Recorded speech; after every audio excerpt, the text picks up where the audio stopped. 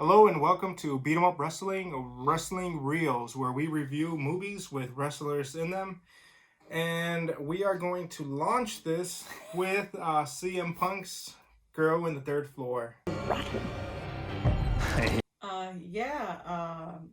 We figured we were gonna start on. I forgot what other movie we were thinking about doing. They Live, but we're going to hold on to that one because that's Yeah. a good one. It's a good one. No, so we figured Chicago. We're Chicago, born and raised. We thought we would go with some little bit of CM Punk. Friends have told us the movie was okay. Yeah. So those friends. We won't say your names. We won't say your names, but two you of know you who you guys are. Who said this movie was good. I question all your life choices at this point. I really was hoping for a little more, as Punk does like a lot of things that we kind of do like. Yeah. It was all over the place. Yeah. It took a long time for it to unfold. The lines were delivered kind of bad. I felt like he could have done a little bit better. Just seeing his pipe bombs and his promos on WWE, there wasn't any he was fire. He was out of his element in this. Yeah, there was. You could tell. I mean, I know he's working on more films, so hopefully it gets better. I'm not gonna bash on something that I don't even do. I don't act, so I know acting is hard.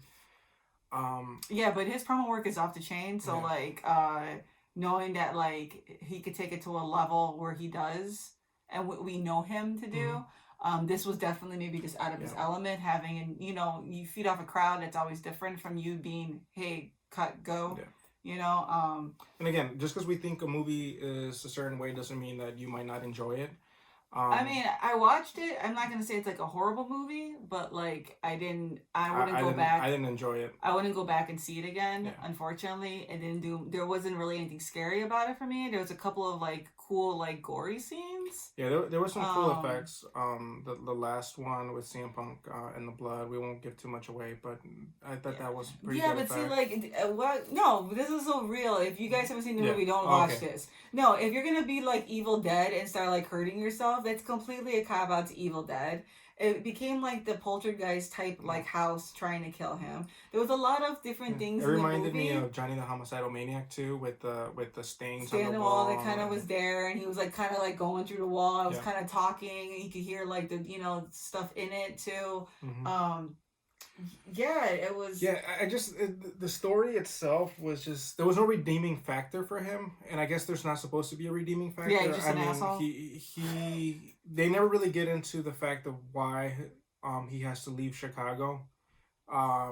His friend Milo says something about he used to be King Don, and he used to run and Chicago. The FBI would give him a good deal, so he's shady. So he did something wrong. And the girl's stupid as hell because evidently it looks like he repeatedly has cheated on her. He says in the movie, well, the only reason why I'm making it so far is because his wife is working hard and they bought this house. So his whole job that he has to do now is fix this house that's haunted. And he decides to cheat on his wife. And then it all falls apart because I guess it's revealed that the house is testing him, which is kind of weird. It's the house itself is a test, and he fails the test, and actions have consequences. And his friend, who had not been tested, just gets killed for no reason, following the classic horror movie trope where the minority character gets killed first, which I was just kind of yeah. We gotta get out of these tropes. I also hated the what is it not the Annabelle horror movie, but the Carol Ann will go into the light, Carol Ann. The lady across the street. She's I just can't tell you because there's just some things you just gotta make choices, decisions. Look. The dude at the bowling alley was things don't go well for bachelors there. So apparently all over the town they know that this house is the shit house to go to. Mm-hmm. People probably die. Yeah. How did it not find out this house is haunted or people have died and it has a horrible history? Yeah. I don't understand that. Also, is the house whatever's going on in the house, does it cross over past the house? Because this lady looks scared, and I want to know more about the lady across the street. Well, she says something about the house looks out for her and. But what does that mean? It's was she in the brothel back in the day? Did she know something? So it's revealed that the house was a brothel, and the owner had. Sorry, I forgot to mention that part. the owner used to have sex parties, and he would bring women, and then when he would get tired of them, he would just make them disappear. One of them is murdered, and the body's never recovered. Yeah. So then you start finding out that, you know, this house is haunted and has a lot of secrets. And then the wife goes back and but she's it's like, pregnant when too. they bought this house, they didn't inspect it because the house is in horrible disarray. Nothing is working in this place. And like, yeah, she's pregnant and she goes to, like, and it's weird because like you don't really know. So she saw something creepy happen, and things are creepy that are happening. Like she's pulling this hair out and stuff like that. And I'm not getting the impression at this point that she's a very strong female character. Mind you, this happens in the last 20 minutes. So the 20 minutes is like boom, boom, boom, boom, boom. The whole movie is about CM Punk and him trying to fix this house. And this girl that's trying to like get with him. And then the dog is murdered, which is unfortunate because the dog is just an innocent bystander again. And then he didn't go John Wick. Yeah, CM Punk then tries to kill this. He kind of does a little bit. He tries to kill her. He kills. He thinks he kills this ghost, and then the ghost ends up killing him because actions have consequences. But you know the funny part is though, he doesn't even know the chick's a ghost at this point. No. He tells the cops to look for this girl, so he murders somebody after he just. He thought it was a real person. Like, when he murders her, he thinks it's a real person. Yeah. So, but he like had to deal with the FBI, which means you're probably on parole or probation. So he kills this girl and decides to hide her in a wall. And it's just like. I don't know, like, there's no redeeming factors for a character, which is probably why he's an asshole in the movie, but it's almost like... But you don't want to watch a movie with a person that you don't have any connection with. Like, it wasn't even where you connected with the ghost, you don't even cheer for the ghost, because the ghost itself, she's kind of an asshole. Yeah, and she's kind of like... The protagonist is an asshole, so you have nothing for the longest, you have nothing to cheer for. And you're kind of like confused about how the guy who owned the brothel, he had a daughter, which was really, really weird. I don't even think it was his daughter at the end. I don't know if it was his daughter or if it was like a kid he had, but she's the one with the marbles, which is like, there's all these really weird innuendos of like liquid coming out of like the the plugs, which is kind of like, okay, what are you trying to symbolize? Yeah, there's symbolism. But like, yeah, I don't... Semen symbolism. Yeah, I don't know exactly how the girl died. Did she get bashed in the head by who? Why is her face like this? Like, I had a lot of questions, and the coolest character was that girl giggling with the weird face. The ghost actually says that the little girl was murdered, and I guess the owner of the house left her in the train tracks. That's what she says. Okay. Yeah, so which would be why her face is so deformed, because the train must have. Yeah, which is it was just really weird. And then she says that nobody in the town really cared. Well, going back to what I said about the wife, she goes into the house, and at this point, it's like The Shining.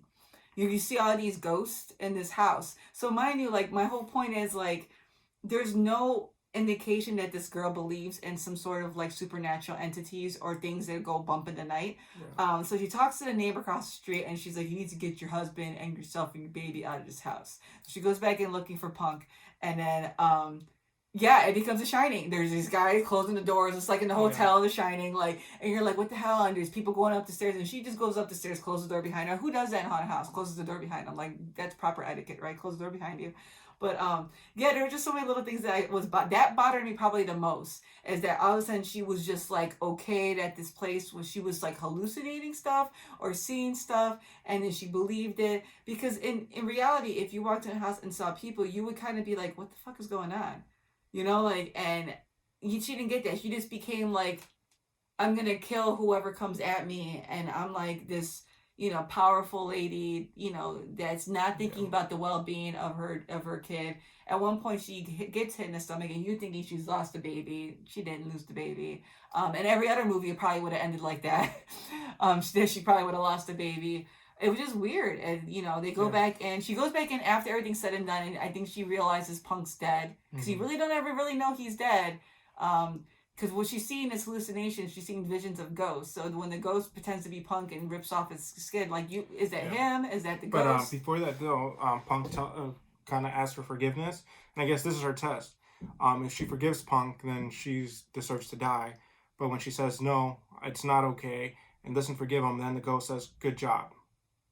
Yeah. But she still comes at him, though. She's like, I thought you weren't going to make it. But before even getting to that question, she was going to kill her. Yeah. But yeah, she was about to shank her ass. But then after that, yeah, it's I don't know. Yeah, I'm like, I know. Okay, I forgot to even mention this. Like, I love horror movies, and it doesn't have to be like my horror movies. Like, I'm uncomfortable with possession movies. I don't like having that control over my body, so those movies always give me like the creeps, and also alien abduction movies because let's be real, we don't know what the fuck's out there. So aliens are real now. So yeah, aliens apparently are real. We murder hornets and aliens are real. So anyways, but getting back to that, I like anything that gives me a little bit like, oh shit, you know what I mean? I'll get just to throw out there, Into the Tall Grass, the one with Joe Hill and Stephen King. I didn't like the movie, the way it progressed. I heard the book was a little bit better. But there was points where I was just like, what the fuck's going on? Like, and it captivated me to watch it. I didn't like the delivery at the end. There was parts I didn't like, but I thought the actors had better follow through and things like that. So there's always some sort of redeeming factors in horror movies, unless it's a B-rated movie. But I didn't think this was supposed to be a B-rated movie, unless I'm wrong. I don't know. Our friends didn't tell me that. I mean, it was in theater, right? I think it might be. I don't know. Yeah, I don't know. Yeah, but I wanted more. It I was looking forward to Punk's. It doesn't come across as a. I don't know. I think that there was a lot of missed opportunities. Yeah. Yeah, for me it dragged on a little bit where I was like, oh man, how much more time do we have left on this? But yeah, and then when it got interesting, it was like over in 2 seconds. Like that's how I felt. Like when the yeah, I think that if we were supposed to have a protagonist and his wife was supposed to be the protagonist, I think she should have been more involved in the movie, and then we would have had somebody to put our hopes and aspirations and reflections on. Yeah. For most of the movie, you don't connect with any of these characters. For as long as the movie is like an hour and 40 minutes, right? Yeah. It's hour for movie. Like, let's just even say a movie like The Ring. We get background story on what the hell this girl went through. Mm-hmm. You know, the wife could have been like, "What's going on?" So he's like, "I don't know, I keep hearing these things." Like Punk could have been like, you know, back and forth. She could have started looking up the house, tried to get a hold of Punk, and he could have started becoming distant, very Amityville-ish. Not too Amityville, but it could have been something where it connected the dots a little more. Where she started to find out more about the girl on the third floor. Yeah, you know, like, and it was just like, and then the way the girl on the third floor, it's like, did you like getting beat? I kind of didn't know if I was supposed to be like, I'm so sorry for you, or like, sorry your life as a brothel girl got cut short. Yeah, and then I guess then she finds the body of the girl on the third floor, and that's what puts everything to rest. She goes back in the house, mind you, and lives in the house after this. And then Punk's a creepy ghost. Yeah, because apparently even after you laid the rest to the ghost that was basically haunting your husband, the place is still haunted. Yeah. And then he drops marbles into his baby's cribs at the end, which I'm just like, so you want your baby to choke and die? Like, I'm just like, I don't know. Yeah, I don't know. It's I guess that's where like there's like no real clarity on what the message of the story was going to be. It was all over the place. Yeah. So he's the same director and writer is doing another movie with Punk. Yeah. So he's a cop or something like that. Yeah, we will review it and hope for the best. Yeah. So yeah, we're gonna be going through movies, like we said in the beginning, with wrestlers in them, and yeah, we might. I was even contemplating one of the worst things in history, which is not doing. I'm not saying doing a Star Wars marathon is bad, but it's time consuming to doing a marathon of the Marine, and how we would come out of it. Well, we're still at staying home, so why the hell not? So comment some of your favorite wrestling movies. Like I said, wrestlers in movies. It doesn't have to be movies about wrestling. We're not doing cameos yet. We'll probably do a top 10 list of cameos. We're going to do some cameos. We'll probably do a top 10 list of cameos, but give us main leading roles of wrestlers in movies first. So, you know, like John Cena. Bumblebee, right? Yeah, Bumblebee, you know, The Rock, Tooth Fairy, Jumanji, things like that. We want some main role actors of wrestlers. You can even go back to Hogan and things like that. Just throw them at us. I'm probably going to watch The Taste Out of this movie out of my mind and probably watch They Live next because that's one of my favorite. I haven't seen it in years. I'm pretty sure it probably holds up well. We're watching Princess Bride too. Yeah. Conan the Destroyer, I believe Andre's also in that one. Yeah. So we're going to be going through a lot of them, hopefully, and it'll give us something else to put on the channel. So yeah, drop some suggestions. Yeah. And we'll get back to you guys. Yeah. All right, guys. Peace out.